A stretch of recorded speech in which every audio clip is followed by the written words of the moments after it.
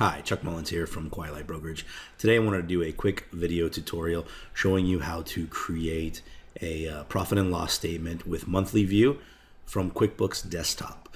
So I have a fake company set up, and the first thing you want to do is obviously open the QuickBooks program, but then go to Reports, Company and Financials, Profit and Loss Standard. So not detailed, not any of these, just Profit and Loss Standard. When you open this, it's going to give you varying options, right? It might show month to date, or it might show year to date. What you're going to want to do is go and select the months that you're trying to output, right? So usually it's 2 to 3 full years. So we're mid 2018. So I would do all of 2017, 16, and 15.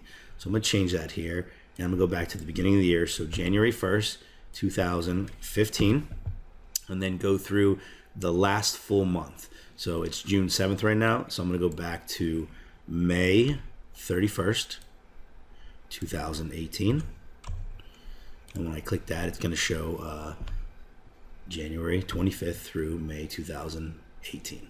Okay, next I'm going to instead of doing total only, I'm going to click on month.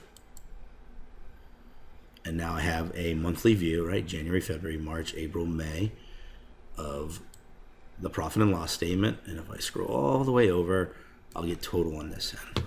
So next I'm going to click right here where it says Excel and create new worksheet.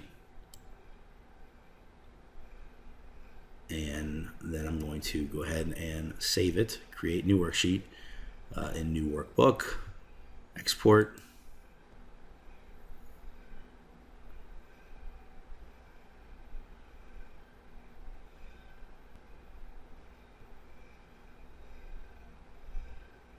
So just be patient. That could take 10 seconds, it could take a minute, it could take 5-10 minutes, depending on how much data you have there.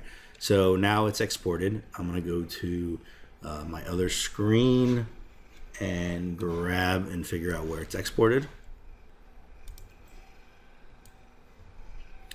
And it should look like this. Okay. If you see anything weird where you have some spaces in between or any kind of weird stuff, before you export it, just go ahead and, while you're exporting it, create a new worksheet. And then click on the advanced and just make sure that you don't have space between columns selected. So I guess these are standard options. That one can be annoying for us because it makes it hard to work with the data. So please unselect that if you have it. All right.